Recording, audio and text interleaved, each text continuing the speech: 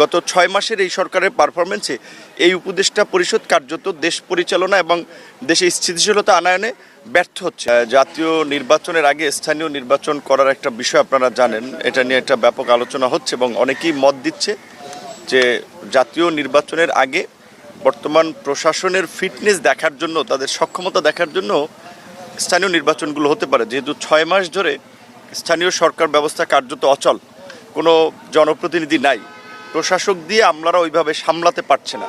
আর এখানে যে ঢাকা উত্তর সিটি কর্পোরেশনে বা আরও দু এক জায়গায় যে বিশেষ ব্যক্তি ক্রাইটেরিয়া দেওয়া হচ্ছে, এটা আসলে কোন ক্রাইটেরিয়া এই ব্যক্তিরা আসবে সেটা নিয়ে কিন্তু বিতর্ক হবে এবং নানান ধরনের জটিলতা তৈরি হবে।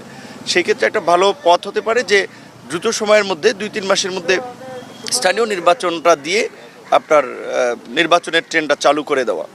প্লাস হচ্ছে আমরা ইতিমধ্যেই দেখতে পাচ্ছি যে স্বরাষ্ট্র এবং কৃষি, স্বরাষ্ট্র একটা গুরুত্বপূর্ণ মিনিস্ট্রি, কৃষিও আর একটা গুরুত্বপূর্ণ মিনিস্ট্রি, দুটো মিনিস্ট্রি একজনকে দেওয়া হয়েছে। স্বরাষ্ট্র কোনোটাই ফাংশন করছে না। এমনকি আমরা স্বাস্থ্য মন্ত্রণালয়ে দেখেছি, এলজিআরডি মন্ত্রণালয়ের মতো গুরুত্বপূর্ণ মন্ত্রণালয়, এগুলোটার অভিজ্ঞ লোকের সমন্বয়ে উপদেষ্টা পরিষদ পুনর্গঠন করা দরকার। এখন সরকার আগামী ডিসেম্বরে ইলেকশন দিবে নাকি আরও 7 মাস পরে ইলেকশন দিবে, প্লাস মাইনাস 7 মাস লাগবে, সেই সময়ের ব্যাপারে আমরা তাদের প্রতি একমত আছি। আমরা সময় লাগলে দিব, কিন্তু আমরা মনে করছি যে এই গত 6 মাসের এই সরকারের পারফরমেন্সে এই উপদেষ্টা পরিষদ কার্যত দেশ পরিচালনা এবং দেশে স্থিতিশীলতা আনয়নে ব্যর্থ হচ্ছে। আপনি দেখেছেন কয়েকদিন আগে যুক্তরাজ্যর থেকে রিপোর্ট দেওয়া হয়েছে যে বাংলাদেশে ডিপ্লোম্যাটিক গ্যাদারিংয়ে কিংবা পাবলিক প্রসেশনে সন্ত্রাসী হামলা হতে পারে। এটা কিন্তু আন্তর্জাতিক অঙ্গনে বাংলাদেশের ভাবমূর্তি চরমভাবে ক্ষুণ্ণ এবং বাংলাদেশের আইন শৃঙ্খলা পরিস্থিতির একটা ভঙ্গুর অবস্থা প্রকাশ পেয়েছে। এটা যদি চলতে থাকে তাহলে তো বিদেশিরা বাংলাদেশ নিয়ে আরও আতঙ্কিত হবে। এইখানে সংবিধান সংস্কারের প্রশ্নে সংবিধানের মূল নীতির বিষয়ে আপনারা জানেন যে পরিবর্তনের আলোচনা হচ্ছে, বহুত্ববাদ নতুন করে অন্তর্ভুক্ত করার একটা বিষয় এসেছে।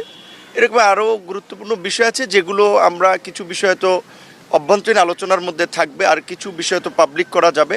সেক্ষেত্রে আমরা আলাপ আলোচনার পরে আরও বিস্তারিত আপনাদেরকে একটু জানাতে পারবো। সংস্কার কমিশন যে প্রস্তাবনাগুলো দিয়েছে আমাদের সেখানে দেখেছি আমরা খুব বেশি দ্বিমতের জায়গা নাই। আর সংস্কারটা প্রয়োজন। বাংলাদেশের 53 বছরের মধ্যে আমরা একটা সুযোগ পেয়েছি, এই সুযোগকে আমরা হারাতে চাই না। সরকারের দুর্বলতা নিয়ে আমরা সমালোচনা করছি, সরকারের বিরুদ্ধে কথা বলছি, তার মানে এটা না যে এই সরকারকে আমরা কালকেই বিদায় দিয়ে আমরা রাতারাতি সব কিছু যারা নির্বাচিত সরকার আসবে তাদের দিয়ে আমরা পরিবর্তন করব, সেটা সম্ভব না। বাংলাদেশের গত 53 বছরের ইতিহাসে আমরা দেখেছি রাজনৈতিক সরকারগুলো ক্ষমতায় যাওয়ার আগে অনেক ভালো ভালো কথা বলে, অনেক প্রস্তাবের পক্ষে থাকে, বাট ক্ষমতায় গেলে দেখা যায় তাদের সেই পজিশনটা